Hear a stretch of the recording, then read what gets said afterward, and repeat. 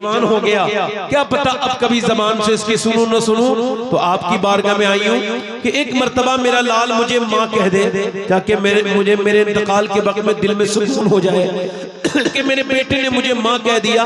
अल्लाह के रसूल ने उसकी तरफ देखा, हुजूर मुस्कुराए। मेरा इमाम कहता है मेरे करीम से गर खतरा किसी ने मांगा, दरिया बहा दिए हैं, दुर्बे बहा दिए हैं। न जाने कौन सी दुनिया की किताबें पढ़ते हैं ये जाहिल, जिन्हें मेरे नबी पाक सल्लल्लाहु अलैहि वसल्लम का इख्तियार समझ में नहीं आता। न जाने कौन सी भांग पिए हुए हैं वो लोग, जिन्हें नबी पाक तो समझ आते हैं मगर इख्तियार रसूल समझ नहीं आता।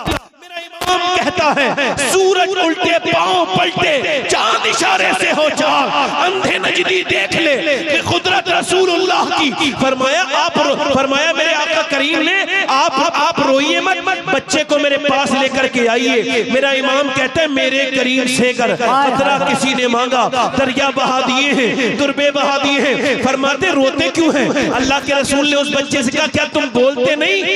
उसने गर्दन हिला के इशारा किया। फरमाया चलो अभी तक तो नहीं बोले, मगर अब जरा मुझे देख के बताओ मैं कौन हूँ।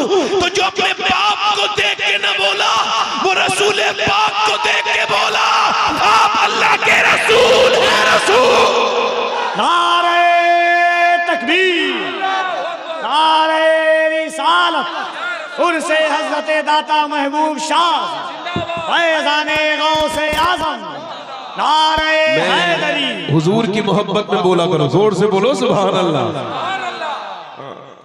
अल्लाह ताला आप सबको सलामत रखे, है ना। एक यहूदी आके बोला मैं कलमा पढ़ने के लिए तो तैयार हूं, मगर मुझे कोई मोजज़ा दिखाए। हुजूर ने फरमाया क्या देखना चाहते हो? कहा जो आप दिखा दे। फरमाया तुम क्या देखना चाहते हो? मैं तो कुछ भी दिखा सकता हूँ, बताओ क्या देख। कहा मेरी बेटी मर गई है, कब्र के अंदर है, क्या वो जिंदा हो सकती है? हुजूर ने फरमाया बिल्कुल हो जाएगी। सरकार गए, आवाज दी ओ बच्ची तुझे अल्लाह के रसूल ने आवाज दी है, जरा बाहर को तो आ। अभी लफ्ज पूरे नहीं हुए मेरे आका के। इजाबत का सेहरा, इनायत का जोड़ा, दुल्हन बन के निकली दुआए मोहम्मद। मेरे आका करीम ने अभी लफ्ज पूरे नहीं अदा किए हैं कि कब्र के अंदर हरकत शुरू हो गई और फिर मिट्टी में जुम्बिश हुई। आधी मिट्टी इस तरफ गिरी, आधी इधर गिरी, बच्ची बाहर आई और बोली लब्बैक या रसूल अल्लाह। लब्बैक लब्बैक लब्बैक लब्बैक या रसूल अल्लाह, लब्बैक लब्बैक लब्बैक या रसूल अल्लाह, लब्बैक। मैं ऐसे तकरीर शुरू करता नहीं हूं मगर आज ऐसे की। मगर ये मेरे भाई मैं आपसे कह रहा हूं हुजूर से मोहब्बत का ये अंदाज नहीं है कि सरकार के नाम पे नारे लग गए, अजान हुई तो घर में बैठे रहे। क्या बात है, वाह। सहाबा ने सिर्फ लब्बैक के नारे नहीं लगाए हैं, सहाबा ने जब अजानें हुई हैं तो काम छोड़ के मस्जिद में भी दाखिल। वाह। हो सकता है मेरी जिंदगी की आखिरी तकरीर चल रही हो, मैं हर तकरीर को यही समझ के कहता हूं इको थोड़ा कम करें, क्योंकि मेरे साथ कुछ ऐसे मामलात अल्लाह का फजल हो गए कि जिससे मुझे अपनी मौत अब करीब लगती है, दूर नहीं लगती। और मोमिन वही है जो अपनी मौत को करीब समझे। थोड़ा सा इसका इको कम करें, माइक बहुत अच्छा है, इको कम करके आवाज ठीक करें। मेरे दोस्तों इस वजह से अगर कोई ऐसा आदमी तकरीर सुनाने आया हो जिसकी जिंदगी की आखिरी तकरीर हो तो आपको सुननी चाहिए नहीं? बोलो सुननी चाहिए कि नहीं? बोलो सुननी चाहिए। अच्छा ये बताओ अगर मेरी तकरीर ये आखिरी हो सकती है तो आप में से सुनने वालों में कोई एक बंदा तो ऐसा बैठा होगा जो आज के बाद फिर कभी वो नसीहत ना सुन पाए और कब्र में चला जाए। कोई नौजवान ऐसा खड़ा हो जो आज देख रहा हो, चूंकि नौजवानों को भी तो मौत आती है। हाफिज कुरान एक 2 हफ्ते पहले उसकी मां इंतजार कर रही थी मेरे बेटे की हिफ्ज, दस्तारे हिफ्ज का वक्त करीब आ रहा है, बाप इंतजार कर रहा था। जुमे के दिन छुट्टी में आए हाफिज साहब और अगले हफ्ते दस्तार थी। अचानक न जाने क्या हुआ, गिर गए, अस्पताल गए तो डॉक्टर ने कहा हाफिज साहब दुनिया में अब नहीं है, दिल का दौरा पड़ गया और इंतकाल हो गया। मैं कहती थी मेरे हाफिज साहब मैंने कितनी दुआएं मांगी थी रातों को उठ उठ के तहज्जुद में कि मेरा बेटा जब बड़ा होके हाफिज कुरान बनेगा तो मेरा सीना फख्र से बुलंद हो जाएगा। अब जरा गौर करें आप तवज्जो करें, ये इसका मतलब ये है कि वो 17 साल का नौजवान, मौत का कोई जरा सा लोगों को शक नहीं, मगर मौत आ गई। ये अभी 15 जनवरी को अहमदाबाद में 8 साल की बच्ची, मेरी बहनें सुने, मेरी बेटियां सुने, गौर करें, 8 साल की बच्ची, और वो स्कूल गई है और अचानक उसकी तबीयत बिगड़ी है, वो कुर्सी पे बैठी है, स्कूल नहीं पहुंच पाई है, गिर गई, अस्पताल ले जाके पता चला इसके दिल का दौरा पड़ा, ये भी मर गई। अगर 8 साल की बच्ची मर सकती है तो कोई 35, 36, 37, 37 साल का इंसान क्यों इस धोखे में है? इसका मतलब साफ है कि बूढ़े खांसते हुए रह जाते हैं, जवानों के जनाजे उठ जाते हैं।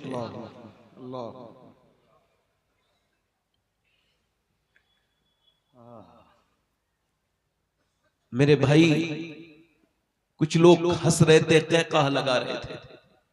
हुजूर नमाज पढ़ा के बाहर को निकले तो देखा कुछ लोग कहकहा लगा रहे हैं।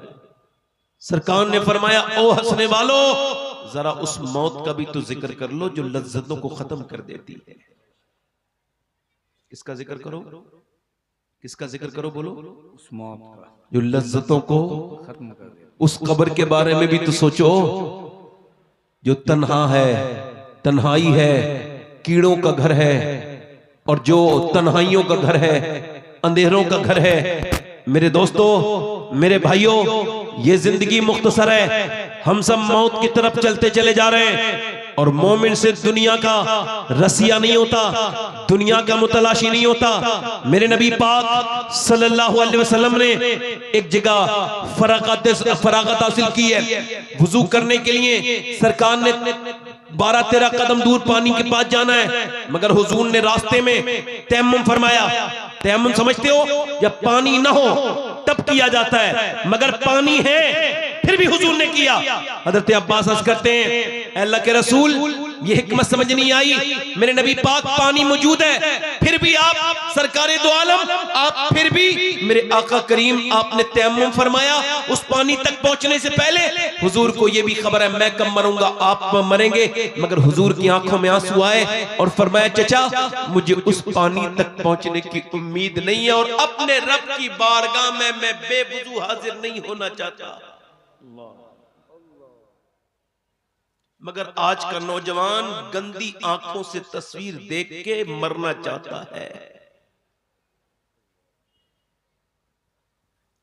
आज का मुसलमान अपने रब को नाराज करके ही दुनिया से जाना चाहता है। मेरे दोस्तों, मेरे भाइयों, ये कोई जिंदगी नहीं है कि सुबह को उठे फिर पूरी खाया पिया सो गए। वही तुम्हारे बच्चे भी कर रहे हैं। इसी वजह से आज की मेरी तकरीर का उन्वान ये है कि आपने अपने बच्चों के साथ कैसे खौफे खुदा शेयर करना है, कैसे अपने बच्चों को कब्र के बारे में बताना है। अपनी बीवी बच्चों के साथ कब्र की बातें किया करो, इससे डरने की बात नहीं है। मौला अली फरमाते हैं, अगर कब्र को याद करोगे, मौत को याद करोगे, मौत तब भी आएगी, और अगर नहीं करोगे ये तब भी आएगी। फरमाते अगर याद करोगे तो आसान होके आएगी, याद नहीं करोगे तो जलील करके मरोगे, जलील होके मरोगे। मेरी तकरीर वो बिल्कुल ना सुने जिनको ये लगता है कि उनको मरना नहीं है। नहीं, जो अपना जहन ये बना के पहले ही बैठा हो कि नहीं मुझे अभी 20 साल के बाद मरना है, खुदा की कसम मेरी तकरीर का कोई असर उसके ऊपर नहीं होना। चूंकि मेरे नबी फरमाते हर नमाज को आखिरी समझ के पढ़ो। अब मेरी तरफ देखिए, गौर कीजिए। जब बाप बेपरवाह है, जब मां बेपरवाह है, अब देखें तो बच्चे जैसे आपके सामने हैं, ये खड़े होकर पेशाब करने वाले लड़के जितने भी हैं, टीवियां, फिल्में, ड्रामे, गाने, बाजे और ये बेहूदगियां करने वाले, इनकी माओं से पूछो जब ये अपने इनके पेट में थे तो वो फिल्में देखती थी कि नहीं? कहां चले भाई, कहां जा रहे हो? ए भैया जरा ये इनमें से मेरी तरफ मुखातब कर देना एक साहब को, ये जो जा रहे हैं। भाई कहां जा रहे हो?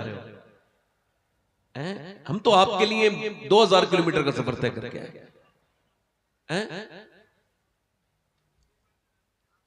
हैं? मेरी बात समझ में नहीं आ रही आपको?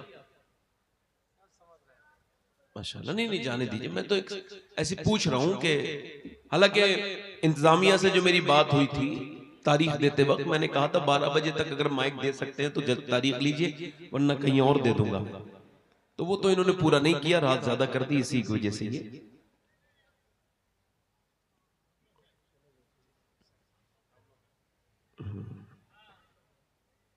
मैंने आप लोगों के बारे में तो कुछ कहा ही नहीं, मगर ये कि और कोई साहब जाना चाहते हो तो वो चले जाएं। हम लोग तो फालतू लोग हैं, हमें कोई काम धंधा भी नहीं है भाई। देखो वैसे आप लोग रात में यहाँ क्या करोगे बैठ के, कुछ मिल रहा है यहाँ पे? अब ऐसी हंसी मजाक मैं भी कर लूं आपसे, थोड़ी बहुत मजाक करूं, थोड़ी बहुत मजाक का तो वक्त है ना ये। नहीं, मजाक करनी चाहिए हम लोग, थोड़ी बहुत हंसी मजाक कर दूं, थोड़ी इधर उधर की सुना दूं, फिर मैं देखूं मेरी टाइम हो गया, फिर मैं निकल लूं, है ना? यही तो करना चाहिए मुझे। तो इसका मैंने आपसे कहा भाई थोड़ा सा इसका इको और गूंज कम कर दें, गूंज कम करें, आवाज साफ कर दें। अब फिर गुजारिश कर रहा हूं आप लोगों में से जो लोग जाना चाहते हैं वो जल्दी चले जाएं। बीच में से कोई उठेगा तो मुझे अच्छा नहीं लगेगा, मैं उसे रोक तो नहीं पाऊंगा। मेरे जैसे आदमी की तकरीर करानी हो तो बिल्कुल 11 बजे माइक दे दो, कर लूंगा तकरीर। 12 बजे के बाद मैं जबरदस्ती करता हूं, अपनी तबीयत पर जबर करके करता हूं। मेरा दिल कह रहा होता है मैं उल्टी सीधी बातें करूं, मगर फिर मैं तकरीर करता हूं मिजाज के खिलाफ। और फिर जब लोग सुनते नहीं है, एक दो लोग उठने लगते हैं, तो फिर मेरा जो अंदर से एकाग्रता जो है मेरी, जो मेरा रिदम है वो टूटने लगता है, और फिर मैं तकरीर नहीं कर पाता। अब आप में से कोई जाना चाहता हो चले जाओ। तो मैं अर्ज कर रहा था आपसे, मेरे भाई मेरी बहनें बैठी हैं कसीर तादाद में, चलिए उनको नियत करके सुना देता हूं कि हमारी जिंदगियां और हमारे बच्चों की जिंदगियां सब ऐसा लगता नहीं कि हमने कोई प्लानिंग की है। हम अपने बच्चों को खौफ खुदा देना चाहते हैं या हुजूर की मोहब्बत देना चाहते हैं, नहीं, लगता ही नहीं। कोई 150 साल पहले तकरीबन लाहौर में कुछ अच्छे बच्चों के अच्छे नंबर आए, वो बेहतरीन टॉपर बने, उम्र उनकी 5-6 साल के दरमियान है, 5 बच्चे अच्छे नंबरों से पास हुए। मैनेजमेंट जो है उसने मशवरा किया कि हम इन बच्चों को पढ़ाएंगे, क्योंकि कौम की अमानत है, ये बच्चे अच्छे ज़हीन हैं, और अमीरों के बच्चों के नंबर तो नहीं आते, गरीबों के बच्चे ही मेहनत करते हैं। कहा जो बच्चे बताओ बेटा क्या बनना चाहते हो, अपनी अपनी विशेष बताओ, अपनी अपनी ड्रीम्स, अपने अपने ख्वाब बयान करो, जो भी तुम बनना चाहते हो हम तुमको पढ़ाएंगे, मैनेजमेंट तुम्हारा पूरा खर्चा उठाएगा। बताओ तुम अगर अफोर्ड नहीं करते हम पढ़ाएंगे, बताओ क्या बनना चाहते हो। तो एक बच्चा खड़ा हुआ, कहने लगा मैं डॉक्टर बनना चाहता हूं। एक खड़ा हुआ मैं इंजीनियर बनना चाहता हूं। एक बच्चा खड़ा हुआ कहा मैं सरकारी फौज में जाना चाहता हूं, जनरल बनना चाहता हूं। एक ने कहा फलसफी, मगर एक बच्चा बड़ा ही ज़हीन, बड़ा ही खूबसूरत, वो सबसे ज्यादा ज़हीन वही था, मगर वो नहीं बोला। उससे बोला बोलो ना बेटे, रोने लगा। कहा बेटे रो मत, तुम अपना दिल थोड़ा ना करो, जो भी तुम बनना चाहते हो हम तुमको बनाएंगे, तुम अपना दिल थोड़ा ना करो। मुझे खबर है कि तुम्हारा बाप निहायती गरीब है, वह तुम्हें पढ़ा नहीं सकता है, तुम बोलो क्या बनना चाहते हो। बच्चा हिम्मत करके आगे बढ़ा और बोला मैं सहाबी रसूल बनना चाहता हूं। अल्लाह अल्लाह। मास्टर ने हैरत का इजहार किया, कि सहाबी तो वो होता है जो हुजूर के जमाने में पैदा होके ईमान ला ईमान पे रुखसत हो जाए, मगर तुमने ये कैसे कह दिया।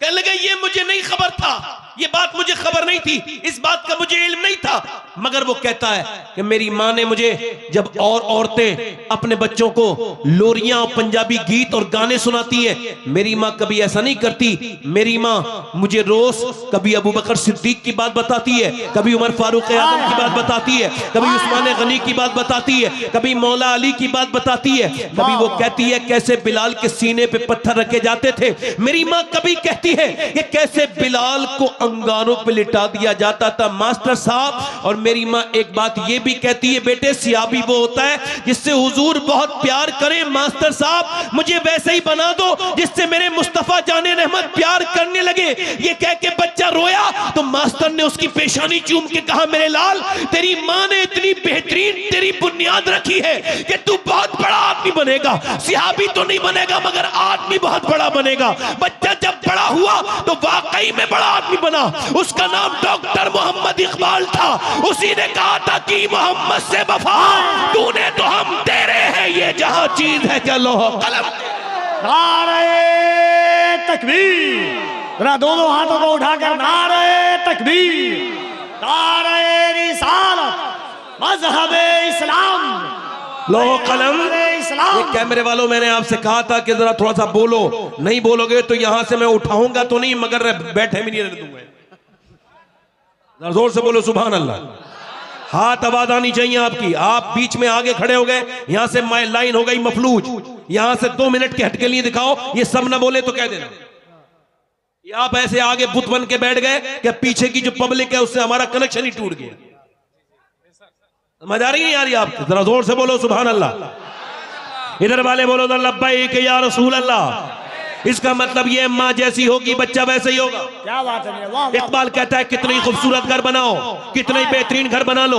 इकबाल, डॉक्टर मोहम्मद इकबाल कहता है, और तुम बना भी रहे हो, मैं भी बना रहा हूं, आप भी बना रहे हैं, बेहतरीन घर मगर घर बर्बाद हो जाएगा। इकबाल कहता है वो घर बर्बाद होने से नहीं बच सकता, चाहे कितना ही उसके अंदर आलिशान टाइल्स लगी हो, कैसे ही बेहतरीन मार्बल लगा हो, चाहे कितनी बेहतरीन वो कॉलोनी में बना हो, मगर घर वो बर्बाद होकर ही रहेगा जिसमें हुजूर की बेटी सैयदा फातिमा ज़हरा का जिक्र नहीं होगा। अल्लाह अल्लाह अल्लाह अल्लाह। मतलब घर है औरत से, औरत है हया से, घर है औरत से, औरत है हया से, और हया है सैयदा फातिमा ज़हरा से। क्या बात। अल्लाह अल्लाह अल्लाह अल्लाह। इसी वजह से माओ ने जो भी जिंदगी गुजारी उसका असर उनकी बेटी और उन पे बेटों पर हुआ। क्या बात है? अगर माएं बिगड़ गई तो उनकी बेटियां भी। ये बच्चे जो पागल मां के पेट से पैदा होते हैं, आपने कभी रिसर्च किया बच्चे कौन है? गौर किया कभी? मां के पेट से बच्चा पागल पैदा हो गया, मालूम है आपको? इस पे हॉवर्ड रिसर्च करता है और वो कहता है ये 80% बच्चे वो हैं जो अपनी मां के पेट में थे तो बाप ने मां को मारा। जाहिल को खबर नहीं कि मैं अपनी बीवी पे हाथ नहीं उठा रहा हूं बल्कि अपने होने वाले बच्चे की जिंदगी के साथ मैंने खिलवाड़ कर दिया, उसकी मेंटल हेल्थ पे असर पड़ा। बाप ने मां को मारा, बच्चा पेट में था, असर कर गया। अब जरा गौर करें, आप तवज्जो करें, इंसान मेरी तरफ आप गौर करें, मेरी तरफ तब गौर करें। अल्लाह ने किसी को औलाद दी है और इंशाअल्लाह किसी को वो देगा, अपने फजल से अता करेगा। कुछ बाप है और कुछ इंशाअल्लाह बनेंगे, मगर मैं आप सबसे गुजारिश कर रहा हूं जरा मेरी बात पर ध्यान दें कि जब डॉक्टर के पास औरत जाती है तो डॉक्टर कहता है देखो अगर तुम ये चाहती हो तुम्हारा बच्चा ताकतवर पैदा हो तो ज्यादा प्रेगनेंसी में तुमको आयरन खाना है, और आयरन में क्या मतलब सेब खाना है, और तुमको ज्यादा जो है वो बादाम खाओगी तो दोनों में आयरन है, बच्चे में आयरन बढ़ेगा। विटामिन सी के लिए नींबू पीना, विटामिन डी के लिए विटामिन सी के लिए नींबू और संतरा खाना, और विटामिन डी के लिए तुमको ज्यादा अमरूद खाना है। जितना धूप में बैठोगी, जितना धूप का असर होगा उतना ही बच्चे के अंदर विटामिन डी बैठोगे। अब मुझे बताओ बंगाल वालों, जब अल्लाह का बनाया हुआ सेब, संतरा, अनार, अमरूद अगर माँ खाए तो बच्चे पे असर हो जाए तो क्या माँ अल्लाह का कुरान पढ़ेगी तो बच्चे पे असर नहीं होगा?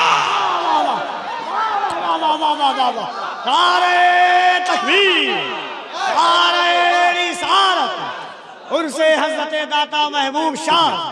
वाह वाह वाह वाह वाह वाह वाह। अब बाप गाली बक रहा है तो बेटा भी गाली बकेगा, बाप बदतमीज है तो बेटा भी बदतमीज है, बाप बंगाली बोलता है तो बेटा भी बंगाली बोलता है। क्या बात है मियां, क्या बात है? वाह वाह। बाप अगर कुरान पढ़ेगा तो बेटा कुरान पढ़ेगा। हाय हाय हाय हाय हाय। बाप बंगाली बोलेगा बेटा बंगाली बोलेगा, हाय हाय। बाप तमिल बोलेगा बेटा तमिल बोलेगा, बाप मलयालम बोलेगा माँ मलयालम बोलेगी, बेटा मलयालम बोलेगा। माँ और बाप उड़िया बोलेंगे, बेटा उड़िया बोलेगा। माँ अगर कुरान पढ़ेगी तो बेटा हुसैन इब्ने अली बनेगा।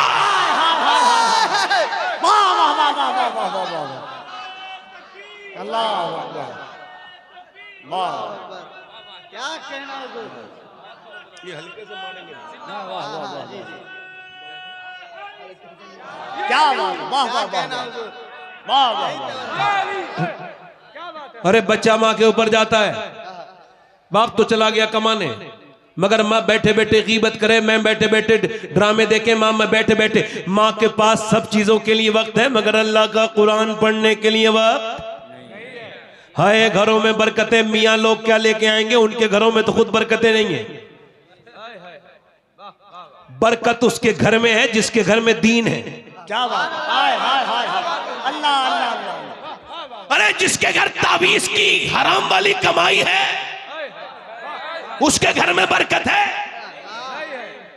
जिसने लोगों से झूठ बोल बोल के पैसा कमाया उसके घर में बरकत है। कुरान तो कोई पढ़ता ही नहीं। मैं अच्छे मियाओं को नहीं कहता हूं, बुरे मियाओं को कहता हूं।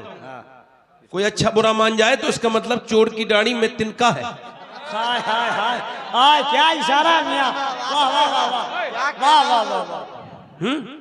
इसका मतलब यह है कि मेरी बहनें मेरी बेटियां। एक जगह मैं गया तो एक साहब बोले मेरे घर में जादू है जरा देख लो। जब मैं कहा तुझे पता ही है तो मुझसे क्या दिखवा रहा। और फिर मेरे पास तो वो मीटर ही नहीं है जिसमें मैं देख सकूं कि जादू कैसे होता है कैसे नहीं होता है। भाई मैं जाहिल आदमी, इस मामले में जानता ही नहीं कुछ।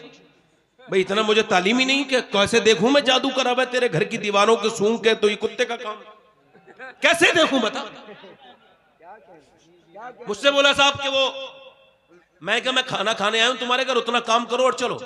कह लगा नहीं, उसकी बीबी ने भेज दिए तावीज, ये फला हजरत की फला खान का गए फला फला फला फला फला तावीज फला का। हमारे घर में कोई फर्क नहीं पड़ा। मैं खाना खाने के बाद बोला जरा ये क्या रखा है, कहले कुरान। मैंने कहा उठाओ, कुरान शरीफ उठाया, उसके ऊपर धूल जमी हुई थी, गर्द। मैंने उसको जब खोला, वुजू था मेरा, मैंने कुरान शरीफ को उसको खोल के पढ़ना शुरू किया। कुछ 2-3 आंसू उस पर गिरे मेरे। मोमिन हूं, मुसलमान हूं, मुनाफिक नहीं हूं, अल्लाह जानता है मैं मुनाफिक नहीं हूं। कुरान जब पढ़ा तो वो बोले क्यों रो रहे हो?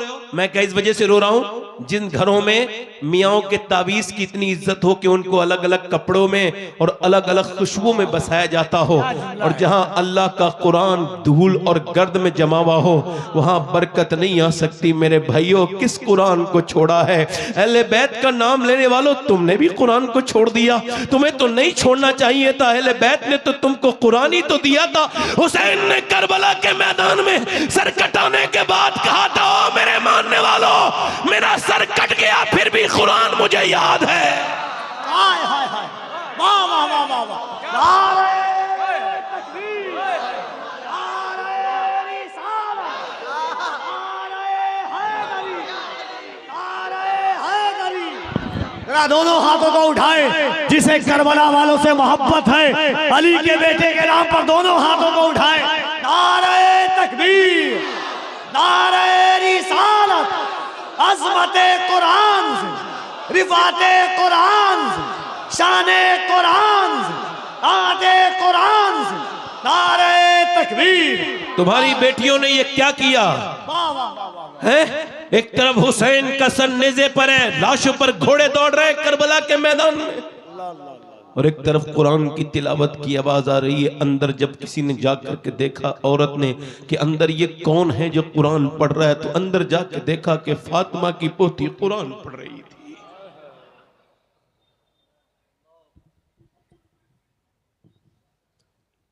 फातिमा बिनते हुसैन कुरान पढ़ रही थी, उधर बाप की लाश पर घोड़े दौड़ रहे थे।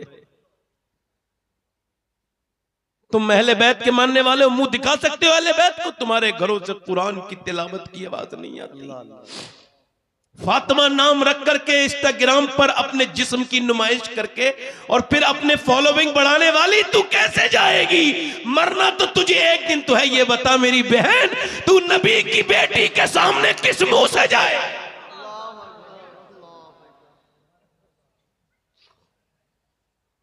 लोग ऐसे हम मुझसे उम्मीद रखते हैं कि मैं अल्लाह का शुक्र है किसी भी वक्त में किसी भी सूरत में सैयदना गौसुल आजम के करम से तकरीर कर सकता हूं, मगर मेरा दिल नहीं कहता अब उस तरफ जाने को।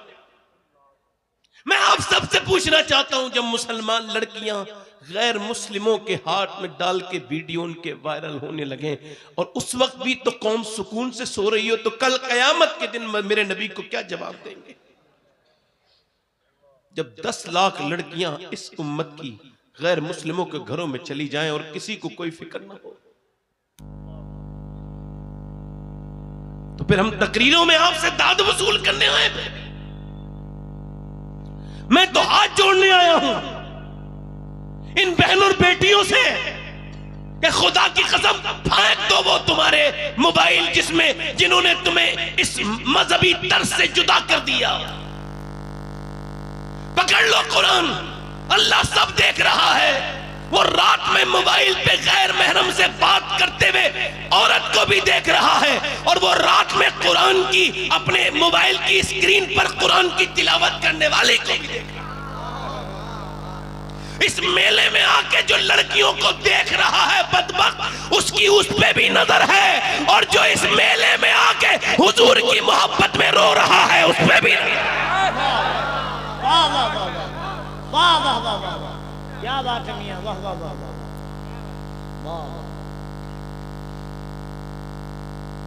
पानीपत करनाल में एक बच्चा पैदा होकर रोने लगा। 1 2 दिन 3 दिन इमाम आजम अबू हनीफा की नस्ल से उसका ताल्लुक। 1 महीने लगातार इलाज के बाद भी वो ठीक नहीं हुआ। 1 महीने के बाद हजरत फखरुद्दीन बहाउद्दीन जकरिया मुल्तानी के दामाद गुजर के जा रहे थे, अपने मुरीदों से बोले बच्चे के रोने की आवाज आ रही है जी हुजूर आ रही है, पर मैं रो नहीं रहा है, अल्लाह को याद कर रहा है, अल्लाह का वली है। का हुजूर ये अच्छा छोटा बच्चा, हाँ मादरजाद वली है। का कैसे? का चलो दिखाता हूं। दरवाजे पे जाके बोले कोई है? का जी मेरा बेटा है। का आपको मुबारक, आपका बेटा अल्लाह का वली है। का दिमाग को ठीक है तुम्हारा? बड़े मियां न सोया न सोने दिया, 1 महीने से परेशान हो, आप इसको वली कह रहे हैं? कहने लगे उसको बुरा ना कहो, मेरी गोद में लेके आओ। बच्चे को गोद में ला के दे दिया। अल्लाह के वली ने एक कान में कुछ पढ़ के दूसरे में कुछ पढ़ा, बच्चा खामोश।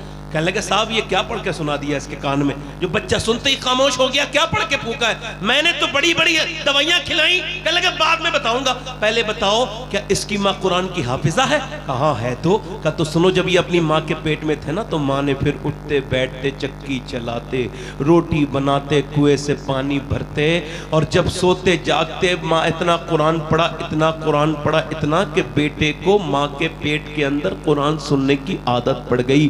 उस बच्चे की रूह की गिजा कुरान की तिलावत बन गई। जब माँ के बच्चा पैदा हुआ, माँ गंदगी में चली गई, जचगी में चली गई, कुरान उसने पढ़ा नहीं। बच्चे को कुरान की भूख लगी थी, तुमने उसको सुनाई, अपने तुमने उसको दवाइयां खिलाई। मैंने उसकी एक कान में 1 आयत पढ़ी कुरान की, दूसरी में दूसरी पढ़ी, बच्चा खामोश हो गया। उसी बच्चे का नाम शरफुद्दीन बू अली शाह कलंदर पानीपती है। वाह वाह वाह वाह। बाजारों में घूमने वालियों के यहाँ अच्छे बच्चे पैदा नहीं होंगे, गालियां बकने वालियों के यहाँ पे अच्छे बच्चे पैदा नहीं होंगे, बेनमाजियों के घर नमाजी बच्चे पैदा नहीं हो सकते। और बोलो, दिल लग रहा है आप लोगों का? नहीं लग रहा था? जोर से बोलो सुभान अल्लाह। गैर मुंक़सिम हिंदुस्तान में एक चौधरी थे, उनकी 2 बीवियां थी। उनका नाम था बाज़ैद। 1000 बीघा जमीन, 100 नौकर, बड़े नाम वाला आदमी। 2 बीवियां तो थी, उसने तीसरी शादी कर ली, तो तीसरी बीवी उसे ठीक मिल गई। कभी कभी बीवी ठीक भी मिल जाती है, इसको तीसरी ठीक मिली। ये बात क्यों कह रहा हूं? इस वजह से कि उसकी बीवी नमाज पढ़ती थी, वो 2 नहीं पढ़ती थी, दोनों बेनमाजी थी, ये नमाजी थी। अच्छा, ये नमाजी भी थी, अल्लाह वाली भी थी। यानी नमाज पढ़ के अगर घमंड कर ले तो इंसान बेकार हो गया, किसी लायक नहीं है। और इंसान अगर नमाज पढ़ के आजिज़ी पैदा हो जाए तो समझो उसकी नमाज कबूल हो गई। अब देखो, नाक न लगे तो नमाज नहीं होती है। बोलो बात सही है कि गलत है? अच्छा, नाक का क्या मतलब है? जब पेशानी लग गई तो हो जानी चाहिए थी, मगर उलमा कहते हैं नहीं नहीं भाई, नाक लगानी जरूरी है, मगर नाक के नहीं होगी। अरे क्यों नहीं होगी? अरे नहीं होगी भाई, हमें क्या पता नहीं होगी। अब बड़े उलमा है, उनसे पूछो तो वो उसकी सही हिकमत बताएंगे, मगर जो मेरे समझ में आई मैं समझा रहा हूं आपको। बड़े उलमा बताएंगे, मैं तो छोटा मोटा आदमी बता रहा हूं आपको। मेरे समझ में ये आया कि नाक का मतलब है इज्जत। किसी की नाक कटी भी नहीं होती फिर भी कहते हैं फलां की नाक कट गई, फलां ने नाक कटा दी। किसी की नाक बहुत बड़ी भी नहीं होती फिर भी कहते हैं बड़ी नाक वाला है। इसका मतलब है नाक है इज्जत की अलामत। जब तक सजदे में लगेगी नहीं नमाज होगी नहीं। इसका मतलब ये जब तक घमंड होगा तब तक नमाज हो नहीं सकती। जब तक घमंड को रगड़ेगा नहीं नमाज होगी नहीं।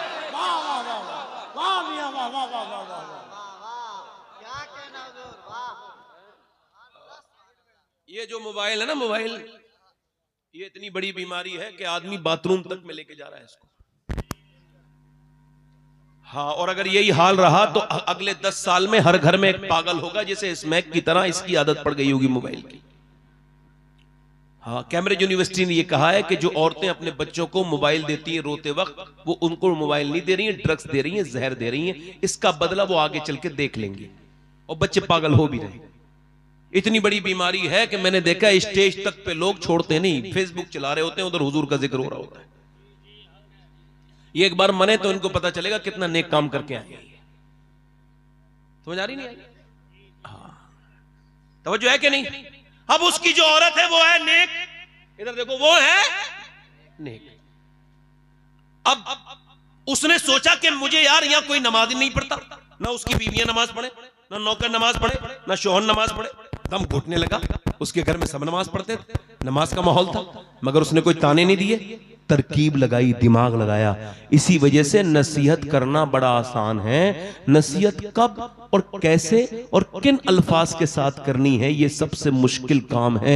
इसी वजह से नसीहत करके इंसान को, कुछ ऐसे नसीहत करने वाले उनको खुद को नसीहत की जरूरत है, दूसरों को नसीहतें करते हैं, मामले बिगाड़ देते हैं, बहुत ज्यादा गुस्सा करते हैं, घमंड करते हैं, फिर वो करते हैं, इसी वजह से मामले बिगड़ जाते हैं। उसने कोई घमंड नहीं किया, उसने कोई झगड़ा भी नहीं किया अपनी और सौतनों से लड़ती कि तुम तो नमाज नहीं पढ़ती, मैं नमाज पढ़ती हूँ, झगड़ा करती नहीं करती।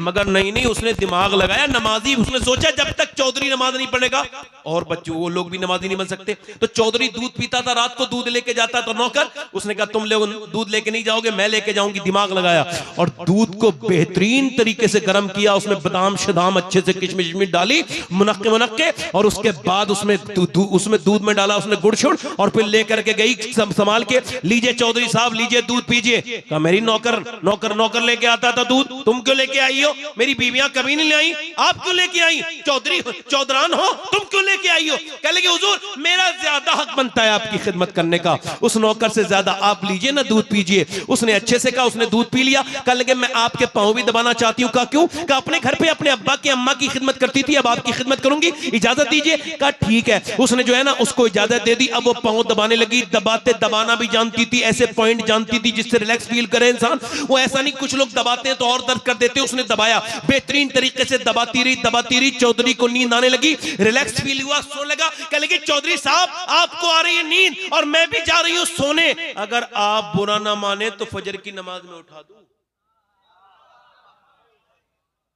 एक औरत बिगड़ी हुई आ जाए तो घर बिगाड़ दे।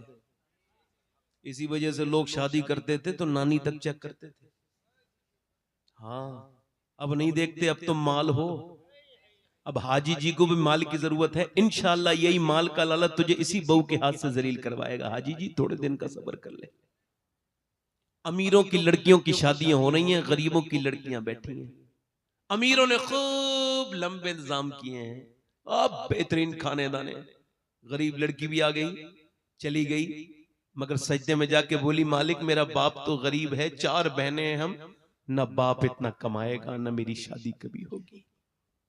आज के जमाने में मुजाहिद है वो लड़का जो ऐलान करे मैं उसका हाथ इस महफिल में चूमने के लिए तैयार हूं, हालांकि मैं सैयद हूं, फिर भी वो चाहे किसी बिरादरी का हो उसका हाथ चूम लूंगा।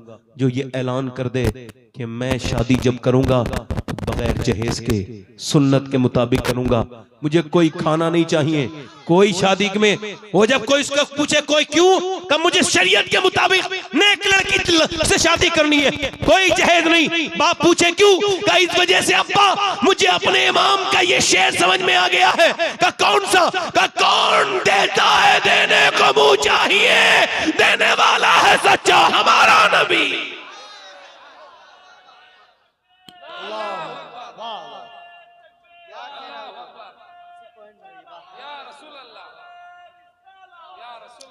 नानी देखते थे पहले लोग, क्या देखते थे? हाँ, अब नहीं देखते। और इस्लाम कहता है नानी देखो। अगर नानी इस्लाम में देखनी है तो मक्के की खदीजतुल कुबरा को देखो, और फिर माँ देखनी है तो मदीने की सैयदा फातिमा ज़हरा को देखो, और फिर नवासी देखनी है तो करबला की ज़ैनब कुबरा को देखो। वो उसी सैयदा खातून जन्नत की कनीज औरत, उसने कहा नमाज के लिए उठा दूं, तो चौधरी ने पहले तो थोड़ी देर देखा, फिर एक तो चौधरी दूसरा मर्द, भाई चौधरी भी घमंडी होते हैं और मर्द तो उससे ज्यादा घमंडी होते हैं। भाई मर्द 100 किलोमीटर सफर करके आएगा, चाइना से आ जाएगा, अमेरिका से, मगर घर आके बीवी से कहेगा पानी दो, ले भाई उठ के खुद पानी क्यों नहीं किया? इधर एयरपोर्ट पे इमिग्रेशन करा लिया, वहां से सामान उठा लिया, यहां से उठा लिया, इधर भाग लिया, उधर भाग लिया, एक घर में आके इतना मोहताज। कहने लगा जहां चलती है ना दादागिरी चलाने का दिल करता है। इसका मतलब ये हुजूर ने फरमाया तुम में बेहतर वो है जो अपनी बीवी के लिए बेहतर हो। और ये बात ऐसी नहीं कर रहा हूं, मैं तो मदीने से भी आता हूं तो खुद ही पानी पीता हूं। क्या बात है? ऐसी बात कहते ही नहीं जिसपे अमल ना करे आदमी। बेवजह में पागल नहीं बनना चाहिए आदमी को। जोर से बोलो सुभान अल्लाह। अब उसने कहा नमाज के लिए उठाऊं, उससे बोला तू मुझे समझेगी, भाग यहां से। जलील कर दिया ना उसे, कर दिया ना, जल्दी बोलो। लोग ये भी कह रहे हैं, ये भी कह रहे हैं, आप भी। ये बताओ जो बदतमीजी करे वो जलील है, जो बदतमीजी सहले वो जलील है? नहीं, जो कह रहे थे अभी वही कहो। जो गाली बके वो जलील, या जो गाली सुन के जवाब ना दे वो जलील?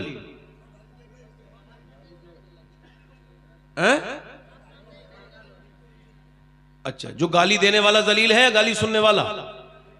सुनने वाला माशाअल्लाह। मैं समझ ऑर्डर पे आए हो आप, ऐसे दरियाफ्त नहीं होते आप जैसे लोग। बिल्कुल सही कह रहे हैं। ये इस हिंदुस्तान में, इस बर्रे सगीर में यही जिहालत है कि बदतमीजी जो करे वो जो है ना वो उस इज्जत वाला नहीं। नहीं, खुदा की कसम, इज्जत वाला वो है जो सब्र करे, जो अल्लाह के कुरान पे अमल करे। क्योंकि अल्लाह ने इज्जत उसे नहीं दी जो गाली बकता है। उस अबू जहल को अल्लाह ने इज्जत नहीं दी, अल्लाह ने उस अबू बकर सिद्दीक को इज्जतें दी हैं जो गाली सुन के जवाब नहीं देता है।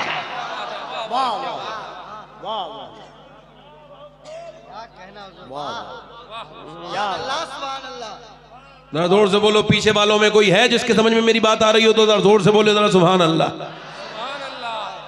उसने कोई रास्ता नहीं बदला, औरत ने दूसरे दिन भी आ गई, अल्लाह वाली थी, दिल उसका टूटा, फिर आ गई लीजिए दूध पीजिए, कहा फिर आ गई तुम, फिर नमाज के लिए कहोगी, कहा चौधरी देखती हूँ, फिलहाल आप मेरा हक तो न माने, आप पानी तो पीजिए, आप दूध तो पीजिए। दूध पी लिया, उसके बाद पाँव भी याद थे कल वाले, बेहतरीन तरीके से दबाए थे, दूध भी मजे वाला था, दूध तो पी लिया, पाँव भी दबाना शुरू कर दिए।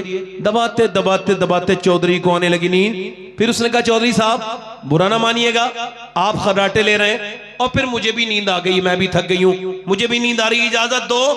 और बुरा ना मानो, गुस्सा ना करो चौधरी, तो सुबह फजर में उठा दूं, अभी लफ्ज पूरे नहीं उठे हुए हैं। एक जोरदार उसने लात मारी, चौधरी ने नीचे गिरी, उसका मुंह फट गया, अल्लाहु अकबर, पत्थर में मुंह लगा और मुंह के अंदर से उसके खून के लोथड़े नीचे को गिरने लगे, मुंह फट गया उस अल्लाह वाली का, मगर एक लफ्ज भी जवाब नहीं दिया। ये नहीं कहा ले अब नहीं आऊंगी जालिम, तू तो मुझे मारता है, मैं तुझे नमाजी बनाना चाहती हूँ, एक लफ्ज भी नहीं बोली। न जाने उसकी माँ कितनी नेक थी जिसने ऐसी बेटी की परवरिश की, किसने बाप और कितने आला घराने की वो लड़की होगी, और उसका बाप कितना शरीफ होगा जिसने ऐसी बेटी की तरबियत की है। एक लफ्ज भी नहीं बोली, चली गई, आती रही जाती रही, गालियां धक्के खाती रही। कई हफ्तों के बाद चौधरी ने कहा ये बता, चौधरी की बेटी है, जब से आई है गालियां खा रही है, मैं तुझे लाते मारता हूं और फिर भी तू ये नमाज के लिए मुझसे बार बार कहती, तुझे क्या लालच है? रो के बोली चौधरी और कोई लालच नहीं, बात यह मैं नमक हराम नहीं हूं, नमक हलाल हूं। तेरा नमक खाती हूं, अगर तू जहन्नम में जाएगा तो कैसे बर्दाश्त करूंगी? मेरे नबी फरमाते हैं जब बेनमाजी मरेगा, और ये हुजूर फरमा रहे हैं, इस पे शक करने वाला मुसलमान बेनमाजी जब मरेगा तो इतनी प्यास लगेगी सातों समंदर का पानी पी ले, उसकी प्यास नहीं बुझ सकती। जो अपने रब के सामने नहीं झुकता ओ चौधरी बेनमाजी, कयामत के दिन फिरौन और नमरूद के साथ खड़ा होगा। मुझे तुझसे एक लालच है कि अगर तू बेनमाजी रहा तो मेरे बच्चे भी बेनमाजी होंगे और फिर वो जहन्नम में जाएंगे। चौधरी मैं कैसे बर्दाश्त कर सकती हूँ, बस इसी लालच में तेरी गालियां भी खाती हूँ, तुझसे धक्के भी खाती हूँ, तेरी मार भी खाती हूँ, मगर फिर भी आती हूँ, मुझे और कोई लालच नहीं। उसने नजर नजर में ही ऐसे भले सुखन कहे, मैंने तो उसके पाँव में सारा कलाम रख दिया। आगे बढ़ के चौधरी बोला, सुबह तुम मुझे न उठाना, मैं सुबह तुम्हें उठा दूंगा, जाओ चली जाओ। सुबह को फजर में उसकी मुराद पूरी हुई। जब उसने अपनी मुराद पूरी होती देखी और जब वो तहज्जुद फजर के वक्त में जब वो सजदे में गया, जैसे ही वो सजदे में गया है, ये भी अपने जज्बात पे काबू ना पा सकी। सजदे में जाके फूट फूट के कहने लगी, ओ बेपनाह ताकतों वाले, ओ दिलों को बदलने वाले, ओ मेरे करीम, ओ मेरे रहीम, मैं कमजोर हूँ, बड़ी कमजोर पिटी बहुत हूँ, तुझे बेहतरीन कदरदान है, तुझे पता है तेरी बंदी कितनी पिटी है, कितनी मार खाई है, कितनी चोटें खाई है, तब मेरा आदमी यहाँ तक आया है। मालिक तो इसे यहाँ तक लाना मेरा काम था, इसे कबूल कर लेना तेरा काम है। मालिक इसके दिल को बदल दे, अपनी कमजोर बंदी पे अपना करम कर दे। अल्लाह का फजल हुआ, चौधरी का दिल अल्लाह ने ऐसा बदला कि फिर तहज्जुद तक का पावन हो गया। बेहतरीन मस्जिद अपने घर के दालान में बनवाई, जो आज भी आलीशान मस्जिद है। और सुनो, उसके बाद उसके 100 नौकर नमाजी, बीबियां, बच्चे, पूरे इलाके में चौधरी की वजह से नमाज की लहर दौड़ गई। एक औरत ने पूरे इलाके को बदल के रख दिया। जब दोनों के दरमियान बच्चा पैदा हुआ तो कोई आम बच्चा नहीं था, बल्कि सुल्तान मोहम्मद बाहू था, जिसने कहा था तस्बीह फिरी पर दिल नहीं फिरिया, की लेना तस्बीह पढ़ के हूँ, इल्म पढ़ा पर अदब न सीखिया, की लेना इल्म नु पढ़ के हूँ। जब माँ बाप नमाज पढ़े तो बेटा कुतुबुल अख्ताब बनता है, सुल्तान बाहू बनता है। जब माँ बाप पंजाब में नमाज पढ़े तो बेटा सुल्तान बाहू बनता है। जब माँ बाप ईरान में नमाज पढ़े तो बेटा मखदूम अशरफ जहांगीर समनानी बनता है। जब माँ बाप नमाज पढ़े, जब माँ बाप बंगाल वाले की नमाज पढ़े तो बेटा अलाउल हक पंडवी बनता है। जब माँ बाप नमाज पढ़े मोइनुद्दीन चिश्ती के तो बेटा मोइनुद्दीन बच्चा सुल्तानुल हिंद ख्वाजा गरीब नवाज बनता है। जब माँ बाप नमाज पढ़े अताए रसूल के, और जब माँ बाप नमाज पढ़े निजामुद्दीन को तो बेटा महबूब इलाही बनता है। जब माँ बाप नमाज पढ़े अब्दुल कादिर जीलानी के तो बेटा गौसे आजम बनता है। जब माँ बाप नमाज पढ़े मदीने में तो हुसैन करबला के मैदान में सर रखते हैं और कहते हैं, मेरी माँ फातिमा आप जब सर सजदे में झुकाती थी तो फजर में उठा भी लेती थी, मगर हुसैन जब करबला में झुकाएगा तो कयामत ही में उठाएगा। वाह वाह वाह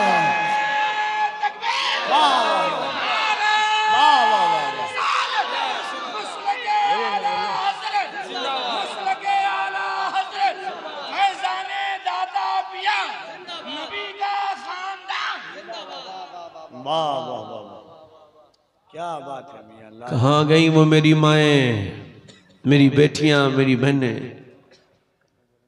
एक से आप इधर देखो, ए चाय वाले भाई चला जा भाई, निकल जा भाई, अल्लाह ताला तुझे जज़ा दे, चला जा। दरूद पाक पढ़िए। 10-5 मिनट और बोलूं तो दिल लगा के बोलो जरा, लब्बैक या रसूल अल्लाह। जिनके दिल लग रहे हो, जिनके दिल लग रहे हो, जो आप दिल से बैठे हो यहाँ जोर से बोलो, लब्बैक या रसूल अल्लाह। क्या बात है मियां अल्लाह, जवाब। मेरी बहनों को सुनो, कहां गई वो खवातीन, वो कहां है? नहीं है। एक औरत मदीने में दुआ करे, या अल्लाह मेरे नबी जंग जीत जाएं। क्या करें? मेरे नबी जंग जीत। बाप उसका जंग में, मगर ये दुआ नहीं कर रही मेरा बाप जंग जीत जाए, मेरा बाप बच जाए। नहीं, वो ये दुआ कर रही मेरे नबी जंग, भाई भी जंग में है, ये नहीं कह रहे मेरा भाई बच जाए, बेटा भी जंग में है, मगर दुआ क्या कर रही है मोमिना? अरे यार ये कहा करो, अल्लाह ने अपने हबीब को यार भी चुन चुन के दिए, रिश्तेदार भी चुन चुन के दिए। ना नबी के यारों का जवाब है, ना रिश्तेदारों का जवाब है।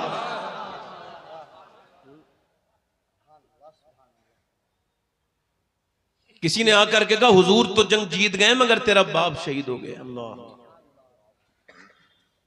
जब बाप जिसका मर गया हो उसको ही पता होता है बाप क्या है, जिसका जिंदा हो उसको नहीं पता होता। अल्लाह कह रहा हूं उसको एहसास नहीं हो सकता, हाँ जिसका बाप ना हो उसको एहसास होता है। 25 साल हो गए, 25 साल मेरे वालिद को इस दुनिया से गए हुए। एक दिन ऐसा गुजरा नहीं जब मुझे अपने बाप याद ना आया। कभी कभी तकरीर ज्यादा करता हूं तो फिर और उनकी याद आती है। कोई ऐसी हिंदुस्तान का सूबा नहीं बचा जहां मैंने तकरीर न की हो, जहां उर्दू लोग जानते हैं। और इसके अलावा भी गया हूं, मगर फिर भी एक बात कह रहा हूं, कभी कभी सोचता हूं कि सब सुनते हैं तकरीर, मेरे वालिद काश एक तकरीर सुन लेते। एक पेड़ पे जब फल उतरे तो वो पेड़ रोने लगा। तो किसी ने पूछा क्यों रोता है? कहने लगा मेरा माली नहीं है, आज सब मेरे फल खा रहे हैं, काश मेरा माली भी होता, वो भी तो देख लेता। कुछ लोग ऐसे हैं जो अपने बाप को रुलाते हैं, मरने के बाद फिर रोते हैं। कुछ लोग ऐसे हैं जो घर बनाते हैं फिर रोते हैं। कुछ लोग घर से निकाल देते हैं माँ बाप को, और कुछ लोग घर बना के कहते हैं काश मेरे माँ बाप होते।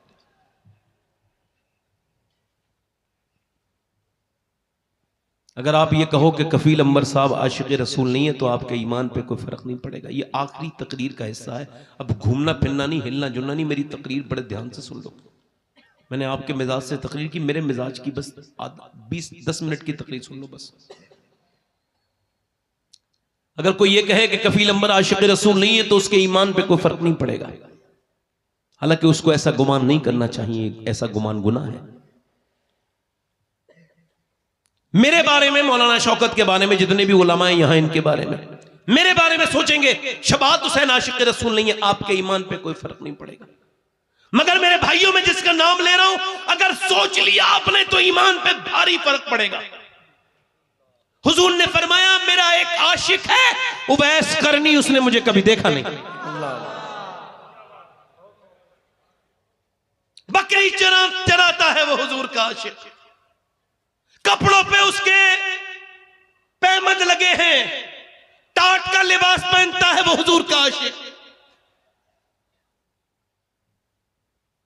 अब जब कोई मदीने से आता है तो हम पूछते हैं ओ मदीने से आने वाले, बता गुंबद खजरा कैसा है, बता हुजूर की जाली कैसी है, बता मवाजे शरीफ पे खड़े होकर सलाम करते हैं तो कैसा लगता है, बता हुजूर की दर की इफ्तार कैसी है। मगर वो ये नहीं पूछते थे जब कोई मदीने से आता था, माँ फालिज में मुब्तला है, माँ की वजह से जा नहीं सकते, जब कोई मदीने से आता था तो उवैस ये नहीं पूछते थे गुंबद खजरा कैसा है, वो ये पूछते थे कि हुजूर की जुल्फें कैसी हैं। तुम्हारा दिल नहीं तड़पता हुजूर का चेहरे के दीदार के लिए? मेरा इमाम तो कहता है उठा तो पर्दा, दिखा दो चेहरा, वो कमाल हुस्न हुजूर है कि गुमान नक्श जहां नहीं। उवैस पूछते थे मेरे नबी की आंखें कैसी हैं, मेरे नबी की। मां ने एक दिन देखा, मां ने एहसास करके बोली क्या बहुत मोहब्बत करता है? उवैस कुछ बोले नहीं, और वासिफ अली वासिफ कहते हैं मोहब्बत खामोश कर देती है, कुछ बोले नहीं। मां ने पूछा क्या उनका दीदार करना चाहता है? अब फूट पड़े, मां जाना तो चाहता हूं मगर तुझे छोड़ के नहीं जाऊंगा ना। नबी ने फरमाया जिसके माँ बाप जिंदा हो वो जिहाद पे भी ना जाए, तुझे छोड़ के कैसे जाऊंगा? मां ने कहा मेरे लाल, मेरे बेटे, मेरे लाडले, जब मैं तुझे 1.5 दिन 3 पहर की इजाजत देती हूं, चला जा। मां ने जब ऐसा कहा इससे ज्यादा ना रुकना मेरे बेटे, तेरी मां का कोई ख्याल रखने वाला नहीं। उवैस चल दिए, चला हूं एक मुजरिम की तरह मैं जानिब तैबा, मदीने का सफर है और मैं नमदीदा, किसी के हाथ ने बढ़कर सहारा दे दिया, वरना कहां मैं और कहां ये रास्ते पेचीदा, कहां मैं और कहां उस गुंबदे खजरा का नजारा। नजर उस समत उठी है मगर नादीदा, बसारत खो गई लेकिन बसीरत तो सलामत है। मदीना हमने देखा है मगर नादीदा उठ गए। उवैस करनी मदीने की तरफ चले, उनके मीनार पर जब पड़ेगी नजर क्या सुरूर आएगा। मैं मदीने चला, मदीने पहुंचे। दाता लाहौरी कहते हुजूर के दरवाजे पर जाके दिल धड़कने लगा, उवैस करनी का हुजूर आएंगे। आवाज दी क्या मेरे सरकार तशरीफ रखते हैं? अंदर से आवाज आई, कौन? का मेरा नाम उवैस है, मैं बकरी चराने वाला चरवाहा हूं, मैं हुजूर के दीदार के लिए आया हूं, मेरी माँ बीमार है, रुक नहीं सकता, सरकार हो तो करम फरमाए। जब ये आवाज दी तो अंदर से आवाज आई, हुजूर तो नहीं है, ए मुसाफिर रात को ठहरो, सुबह हुजूर का दीदार करके फिर चले जाना। बाहर से सिसकियां आई, बाहर से आहें सर्द आई, बाहर से उवैस रोने लगे। क्यों रोते हो मुसाफिर? नहीं रुक सकता, मेरी माँ से वादा करके आया हूं, हुजूर सुबह आए तो कह देना एक आदमी आया था, बकरी चराता है, कोई हैसियत नहीं उसकी, अपनी माँ से वादा करके आया है, हुजूर आए तो मेरा सलाम भी कह देना और मेरी माँ के लिए दुआ भी करा देना। मैंने मदीने से देखा है 8 दिन के बाद लोग पलटते हैं, तो मैंने इतने कट्टर दिल लोगों को रोते देखा है जो कभी अपने बाप की मैयत में भी खुल के नहीं रोए, उन्हें मैंने मदीने से रुखसती पे रोते देखा है। जब ताजुश शरिया गए थे उनको वापस भेज दिया गया था मक्के से, तो कहा था दागे फुरकते तैबा कल्ब मुझ में हिल जाता, काश गुंबदे खजरा देखने को मिल जाता, फुरकते मदीना ने वो दिए मुझे सदमे, कोह पर अगर पड़ते कोह भी तो हिल जाता। ये तो एक आशिक रसूल जो के बरेली के आशिक है, उनका दर्द है। मुझे बताओ उस उवैस करनी के दर्द का हाल क्या होगा, जिसने जिंदगी में हुजूर से कितना प्यार किया, कितना। वापस जा रहे हैं, किस मुंह से गए होंगे, किस दिल से गए होंगे, कौन से दिल से उठे होंगे?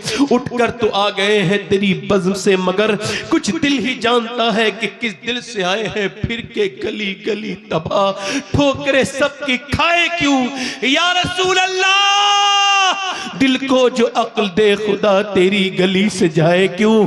बार न थे हबीब को पालते ही गरीब को, रोए जो अब नसीब को कहो कि चैन गवाए क्यों। उवैस वापस तो आ गए, सुबह को हुजूर आए, गुलाम बेखबर हो गुलामों से वाक़ा क्या है। फरमाया मेरी आयशा बता कौन आया था मेरे दरवाजे पे, बड़ी खुशबू फैली है मेरे दरवाजे पे, कौन आया था?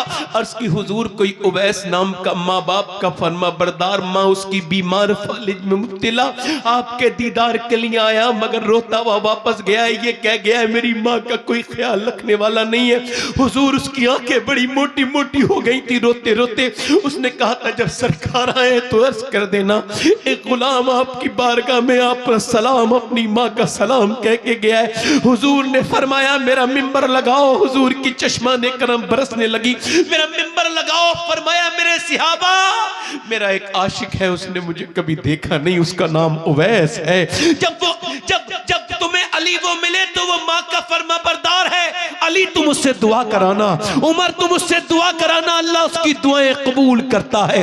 कयामत के दिन जब वो जन्नत में जाएगा अल्लाह फरमाएगा ठहर जा, वो ठहरेगा। उवैस अल्लाह फरमाएगा उधर इशारा कर जहन्नमियों को, तेरी वजह से जहन्नमी जन्नती बनाऊंगा। अल्लाह के रसूल फरमाते हैं उसके इशारे से मेरी उम्मत की एक कसीर तादाद जहन्नमी जन्नती बन जाएगी। अल्लाह फरमाएगा ऐसा बदला देता हूं मैं माँ बाप की कदर और इज्जत करने वाले को। ओ मेरे भाइयों, आज माँ बाप है तो इनके कदम नहीं चूमते, इनसे तुम दिल नहीं लगाते, इनसे मोहब्बत नहीं, कल नहीं होंगे तो रोया करोगे। देखो माँ बाप अगर घर में बैठे हो तो टूटा फूटा मकान भी खूबसूरत लगता है, अगर माँ बाप न हो तो कितने ही खूबसूरत घर हो वो काटने को दौड़ता है। और माँ के बगैर जिंदगी क्या जिंदगी है। अम्मा आयशा रो रही थी, हुजूर ने फरमाया क्यों रोती हो आयशा? का हुजूर माँ की मोहब्बत देख के रोने लगी। क्या हुआ? का एक आई औरत कह लगी भूखी हूं, मैंने 3 खजूर दे दी, उसके 2 बेटे, एक बुत्ती, एक बेटे के मुंह में एक खजूर, एक में, और उसने तीसरी खजूर अपने मुंह में रखी तो बच्चे देखने लगे अपनी माँ को अपनी निगाहों से भूखी, तो माँ ने अपने मुंह से खजूर निकाली आदि इसके मुंह में और मुस्कुराती भी चल दी दोनों को खिला के। हुजूर में यही देख के रोने लगी माँ कितना प्यार करती है। एक माँ है जो 4-4 बच्चों की फरमाइश पूरी करती है। एक माँ है, जब वो बूढ़ी हो जाए उसकी कब्र की ठंडी मिट्टी से जाके रोगे तो क्या फायदा होगा। जीते जी उसके कदमों से चिपट के रो, कभी माँ के सर पे हाथ रखवा के उसका हाथ चूम के रो। वरना जिसकी माँ नहीं है ना उससे पूछो माँ क्या है। माँ माँ है, माँ के बगैर जिंदगी कोई जिंदगी नहीं।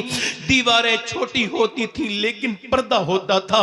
ताले की इजाजत से पहले सिर्फ भरोसा होता था। जब तक माथा चूम के रुखसत करने वाली जिंदा थी, दरवाजे के बाहर तक मुंह में लुकमा होता था। कभी बाप उस दिन नहीं मरता है जिस दिन बेटा, बाप की मौत आती उस दिन मरता है जब बेटा उससे बदतमीजी करता है। मेरे भाइयों, अपने बाप को इज्जतें दो, अपने दोस्तों से ज्यादा अपने बाप को अहमियत दो। माँ बाप की दुआएं कितनी कबूल होती है मुझे कोई खबर नहीं, कौन से पीर साहब की दुआ कितनी कबूल होती है कोई गारंटी नहीं, मगर मेरे नबी फरमाते हैं, मेरे नबी जब माँ बाप दुआएं करते हैं तो ऐसे लगती हैं जैसे नबियों की दुआएं उम्मती के हक में लगती हैं। कभी तुम सफर पे जाना और मेरी बात याद रखना, फिर माँ से दुआएं ले लेना, इंशाअल्लाह ना कामयाब नहीं लौटोगे, कामयाब लौटोगे। वो औरत दुआ कर रही है, अल्लाह मेरे नबी जंग क्या कर रही है, दुआ आखिरी बात सुन लो, क्या कर रही है, जंग जीत। किसी ने कहा हुजूर जंग जीत गए, तेरा बाप शहीद हो गया। ध्यान से सुनना नौजवान, तेरा बाप, तेरा भाई और तेरा बेटा था, तीनों शहीद हो गए। 3 मौतों का गम है, दिल फट गया, औरत है, निकली पर्दे में है। किसी ने कहा देखो चल के बाप की जनाजे पे जाएगी, बेटे को देखेगी, नहीं नहीं माँ है, माँ जवान बेटे का जनाजा पड़ा है, पहले बेटे को देखेगी। मगर न बाप के पास गई, न बेटे, न भाई, वो तो उधर गई जिधर हुजूर थे, पीछे खड़ी हो गई ऊँटनी के। हुजूर को देखा, सरकार ने उसे देख के दुआ की, अल्लाह तुझे सब्र दे, तेरा बाप, तेरा भाई, तेरा बेटा शहीद हो गया। हुजूर की तरफ देख के अर्ज करती, या रसूल अल्लाह मैं आपको देखने आई थी, आप सलामत हैं तो मेरा सब कुछ सलामत है या रसूल। फिर पर्दे में जाके बाप के जनाजे को भी देखा, भाई के भी देखा, बेटे की, पर्दा सलामत है। किसी ने कहा बाप भाई सब शहीद हो गए, पर्दा भी ये ख्याल है, कह लगी इस्लाम के लिए शहीद हुए हैं, मेरा अभी पर्दा तो जिंदा है, मेरे बाप ने तो इसी इस्लाम के लिए शहादत दी है, मैं उस पर अमल नहीं करूंगी बेटे की शहादत पे। अब ये तो कमी हमें मिलता ही नहीं। अब तो औरतें इस तरह की मिली नहीं, अब तो बाजारों में बेपर्दा टाइट लिबास। मगर मैंने फिर भी वसीयत कर दी है, एक मैंने बात सुनी तो मैंने वसीयत की, अगर फलस्तीन की लड़कियों में से कोई जूता ला दे, मैं सैयद हूं मगर फिर भी मेरे मरने के बाद मेरी वसीयत है, अगर फलस्तीन की लड़की का एक जूता मिल जाए, उसमें जिन्होंने ये बयान दिया उनमें से एक लड़की का, तो मेरी कफन पिनाने कब्र में रखने के बाद मेरे सीने पे रख दिया जाए, ताकि अल्लाह मेरी बख्शिश कर दे उस जूते के वसीले से, अल्लाह मुझे माफ कर दे मेरी खताएं। कौन लड़की मालूम है जिन्होंने ये बयान दिया? हम रात को सोते हैं तो पहले कुरान पढ़ते हैं, फिर बुर्का ओढ़ के सो जाते हैं। किसी ने पूछा बुर्का ओढ़ के तो कोई नहीं सोता ना, कहा हम इस वजह से सोते हैं जब बम गिरता है तो फिर मलबे में से सुबह को लाशें निकलती हैं, ये सोच के बुर्का ओढ़ के सो जाते हैं, जब सुबह को हमारी लाशें निकलें तो पर्दे में होनी चाहिए, बेपर्दा नहीं, कि ताकि कयामत के दिन हुजूर की बेटी सैयदा तैयबा ताहिरा फातिमा ज़हरा से मुलाकात हो तो अर्ज करते हैं नबी ज़ादी हमारे बच्चे भूख से मर गए, पूरे पूरे महल, पूरे पूरे मोहल्ले, पूरे पूरे शहर हमारे खत्म हो गए, मगर हमने न कुरान छोड़ा न पर्दा छोड़ा। मेरी बहनों, मेरी बेटियों, तुम काश मैं अपनी बहनों से बात करता, उनको बताता, उनके कदमों में बैठ के उनसे ये कहता कि तुम उस अंग्रेज औरत के साथ जहन्नम में नहीं जाओगी जिसने तुम्हें फिटिंग का लिबास पहनाना शुरू कर दिया, जिसकी नकल करके तुमको तो खातून जन्नत के साथ जन्नत में जाना है। हुजूर की बेटी हुजूर के 6 महीने के बाद दुनिया से विसाल कर गई है, सैयदा फातिमा। उम्र कितनी है? 26-27 साल, बस यही इतनी उम्र है, इससे ज्यादा नहीं, इतनी तकरीबन। हुजूर की बेटी 6 महीने तक मुस्कुराई नहीं हुजूर के विसाल के बाद। कितने महीने तक? और हुजूर की तुरबत पे, कब्र पे जाती थी, मिट्टी उठाती थी और सूंघती थी, हजरत अली को देती थी, लो अली जरा आप भी इस तुरबत की मिट्टी को सूंघो, मेरे अब्बा की मिट्टी में वो खुशबू है तुरबत में, जो इसे सूंघेगा कभी मुश्क की खुशबू भी अच्छी नहीं लगेगी। मगर आज 6 महीने के बाद आज मुस्कुरा रही है। हजरत अली ने कहा क्या हुआ, तबीयत कुछ ठीक है? नहीं, आज मेरा इंतकाल हो जाएगा। कहा कैसे पता? कहा आज मैंने अपने अब्बा को ख्वाब में देखा। मैंने पूछा अब्बा क्या तलाश कर रहे हैं? ख्वाब में कुछ ढूंढ रहे थे मेरे वालिद। मैंने कहा क्या तलाश कर रहे हैं? तो फातिमा मैं तुझे ढूंढ रहा हूं मेरी बेटी, तुझे ढूंढ रहा हूं। इसका मतलब यह है कि आज मैं दुनिया से चली जाऊंगी। आपसे गुजारिश है जी, मैं एक इंसान हूं, कोई कमी रह गई हो, कभी कोई तकलीफ पहुंची हो इस जिंदगी के सफर में, तो ए अली आप फातिमा को माफ कर दें। हजरत अली ने सर ऊपर उठाया और कहा, फातिमा कैसी बात करती हो, मेरे घर में 17 दिन के फाके सहे आपने, मगर कभी आपने किसी से शिकायत नहीं की, आप मुझे माफ करके चली जाए। चक्की चलाती हैं, झाड़ू लगाती हैं, रोटी बनाती हैं, शिकवा नहीं करती। आज लड़कियां जब गुरूर तकब्बुर करती हैं तो कहती हैं बड़े बाप की बेटी हूं, मैं किसी का काम नहीं करूंगी। मैं कहता हूं दुनिया में जितने बड़े बाप की बेटी फातिमा है, कायनात में ना तो कोई पैदा हुई है ना होगी। एक दिन हुजूर न गए अपनी बेटी से मिलने, फातिमा के अंदर आ जाओ, नहीं अब्बा अकेले हैं तो आ जाए। इमरान आए मेरे साथ, उनको न लाएं अब्बा। क्यों न लाऊं? न लाएं अब्बा, मेरी बेटी क्यों न लाऊं? आवाज आई, अब्बा आपकी बेटी के पास इतने कपड़े नहीं है वो किसी दूसरे मर्द से पर्दा कर सके। एक जोड़ी कपड़े में पैमत लग गए। हुजूर अंदर गए, चादर बिछा, चादर दी। मेरी बेटी क्या हो गया है? चेहरा पीला। अल्लाह का शुक्र है अब्बा, वो मेरी बेटी आंखों में गड़े पड़े हैं। क्या हुआ है मेरी बेटी?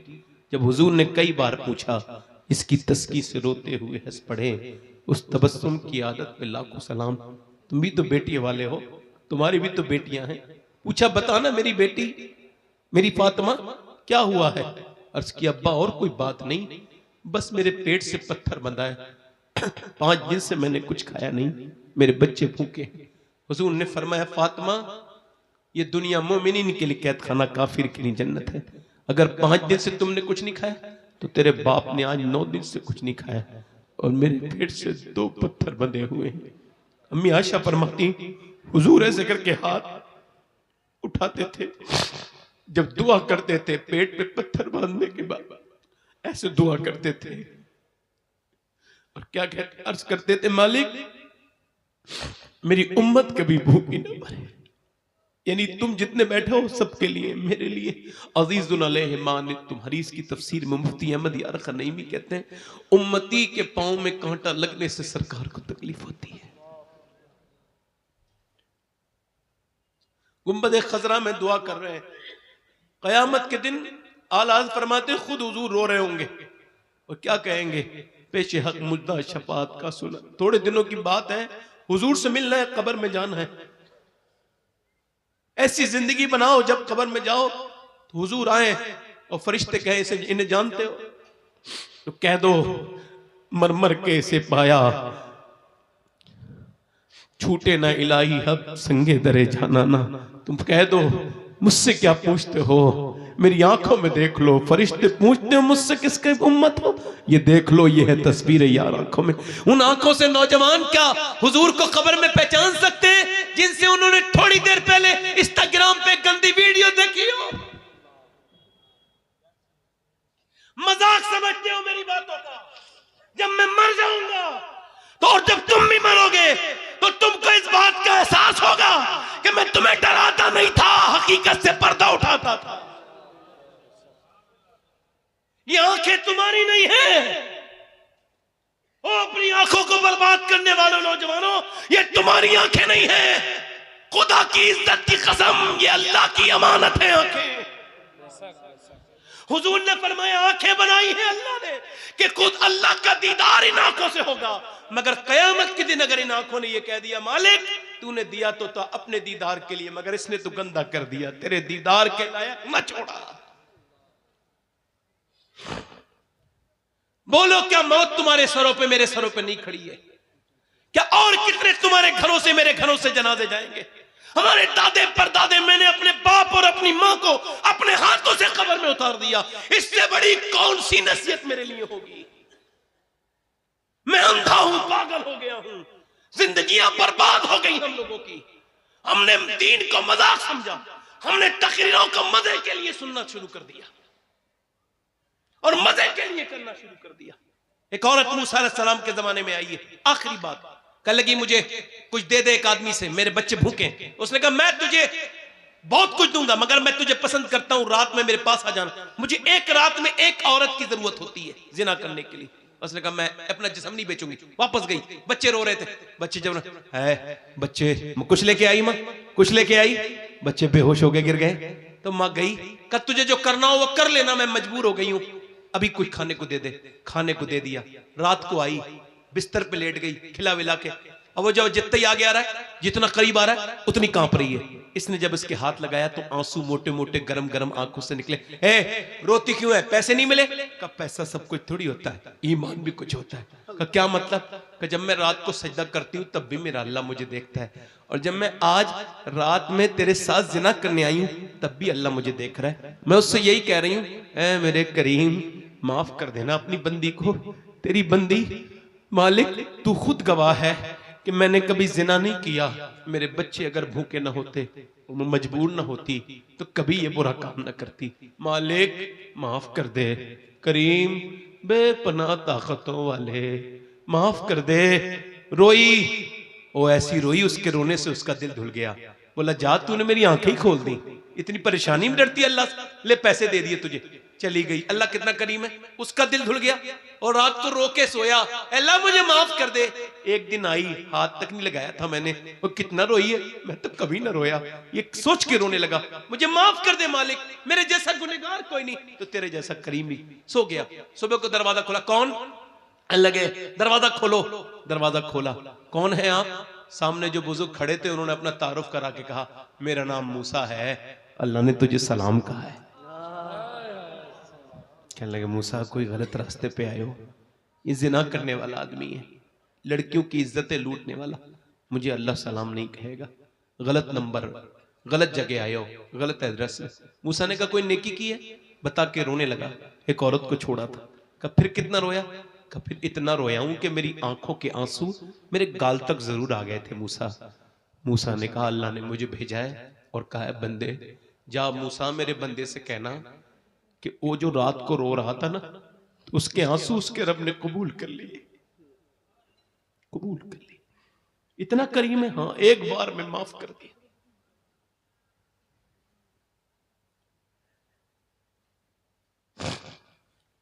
एक बार में इतने बड़े गुनाह? हाँ, अल्लाह फरमाता है कितने ही बड़े गुनहगार है तू, मगर मरने से पहले इतना रो ले कि तेरी आंख का आंसू ढलक के तेरी दाढ़ी तक आ जाए, सारे गुनाह माफ कर दूंगा। एक बार अपना मुहासबा कर मेरे भाई, एक बार याद कर उस अंधेरी कब्र को जिसमें तू ना चाहते हुए भी जाएगा। ऊपर मिट्टी डाल के आ जाएंगे। हमने अपने रिश्तेदारों की मिट्टी नहीं डाली है, हमारे रिश्तेदार भी हमारे ऊपर मिट्टी डालेंगे। बस ये तकरीर क्या करूं मैं। हाथ उठा के बताओ कितने लोग ऐसे हैं जो हुजूर के नाम पे जान दे दोगे? दोनों हाथ उठा के बताओ पूरे मजमे में, नीचे हाथ कर लो। उलमा से मेरी गुजारिश नहीं है, वो तो उनका, तो मैं आवाम से कह रहा हूं, हाथ उठा के एक बार और बताओ हुजूर के नाम पे जान देना। जान देने की बात नहीं है, यहां इम्तिहान का मामला। नीचे हाथ कर ले। जो जान दे सकता है कुछ भी कर सकता है ना हुजूर के नाम पे। तो कितने लोग ऐसे हैं जो आज से नबी के नाम पे जान भी दे देंगे और आज से पूरी दाढ़ी भी रखा लेंगे। इस महफिल में जरा खड़े हो जाएं, खड़े हो जाएं, यहां आ जाएं, यहां बाहर निकल के आ जाएं। वो नौजवान जो दाढ़ी रखाएं यहां आ जाएं। 100 शहीदों का सवाब है। इधर आके यहीं इसी गैलरी में खड़े रहें, आ जाए, बाहर आ जाए। जो पूरी सुन्नत रखाएं, एक मुट्ठी हाथ से न कटाएं न मुड़ाएं, 100 शहीदों का सवाब है। इधर आ जाओ, आपको आ जाओ, आ जाओ, आ जाओ।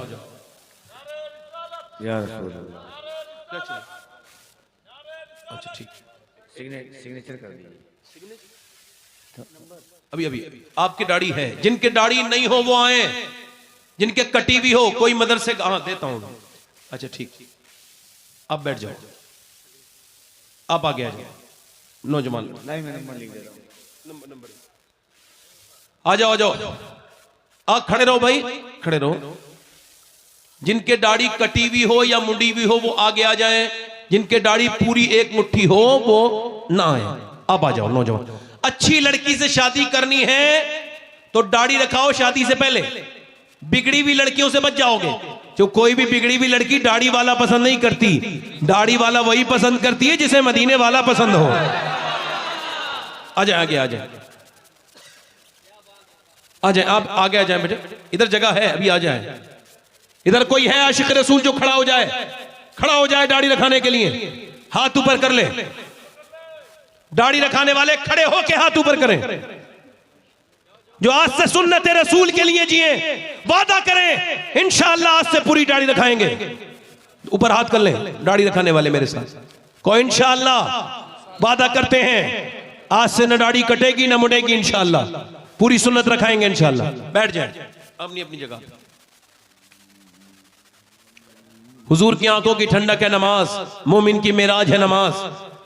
इंशाअल्लाह जो नमाजी बनना चाहता है वो दोनों हाथ उठा के वादा करें, इंशाअल्लाह दुआ की जाएगी, नमाजी बनेगा इंशाअल्लाह। दोनों हाथ उठा के बोलो इंशाअल्लाह नमाज पढ़ेंगे। अल्लाह इन्हें नमाजी बना दे मेरे मान। नमाज पढ़ेंगे इंशाअल्लाह। इस साहिब आस्ताना का फैज़ से अल्लाह हम सबको नमाजी बनाए। आमीन। नमाज की पाबंदी करेंगे इंशाअल्लाह।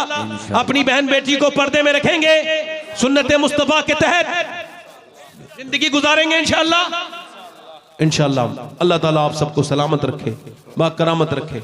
मेरे साथ तौबा करें। अस्तगफिरुल्लाह रब्बी मिन कुल्लि ज़म्बिन व अतूबु इलैह। पढ़ लीजिए ला इलाहा इल्लल्लाह मुहम्मद रसूलुल्लाह। मेरी जिंदगी का मकसद तेरे दीन की सरफराजी। मैं इसीलिए मुसलमान, मैं इसीलिए नमाजी। इस्लाम जिंदाबाद, मसलके आला पाइंदाबाद। यूट्यूब चैनल मेरा नहीं है। नहीं, मेरे बड़े भाई हैं। आप बड़े भाई बैठ जाओ। हज़रत का न्यूज़ चैनल है। नहीं, मेरा कुछ भी नहीं है।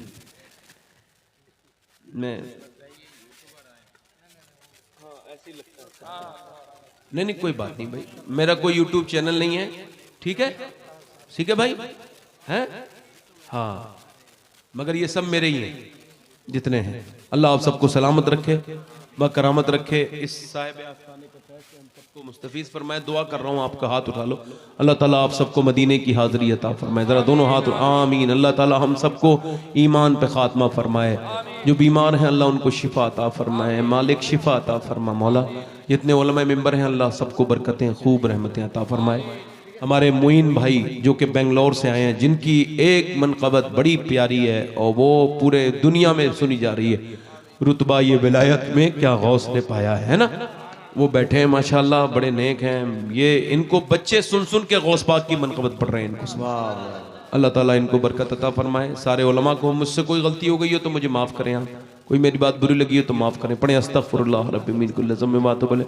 पढ़ लीजिए ला इलाहा इल्लल्लाह मुहम्मद रसूलुल्लाह। मेरी ज़िंदगी का मकसद तेरे दीन की सरफराजी में, इसीलिए मुसलमान में, इसे नमाजी। इस्लाम जिंदाबाद, मसलक आला हज़रत पाइंदाबाद। सैयद सैफुल हसन साहब क़िबला बुखारी भी तशरीफ़ ला रहे हैं।